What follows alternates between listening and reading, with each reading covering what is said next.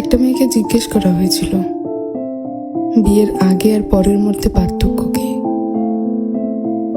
তখন সে বলেছিল, বিয়ের আগে ছিলাম বাবার বাড়ির মেয়ে, আর এখন হয়েছে শ্বশুর বাড়ির বৌমা। আগে আমার মুখে সবাই খাবার তুলে দিত, আর এখন আমাকে সবার মুখে খাবার তুলে দিতে হয়। আগে একটু ব্যথা পেলে চিল্লাচিল্লি করে সারা বাড়ি মাথায় তুলে ফেলতাম, আর এখন অনেক ব্যথা পেলেও একটা শব্দ করি না। আগে হাসার জন্য মা বকতো, আর এখন কাঁদতে গেলেও ভয় হয়।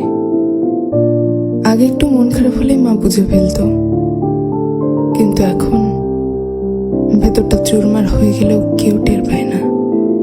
আগে ভাবতাম বাইরের জগৎটা অনেক শান্তি, কিন্তু এখন বুঝি মায়ের আঁচলে নিজেই শান্তিতে ছিলাম।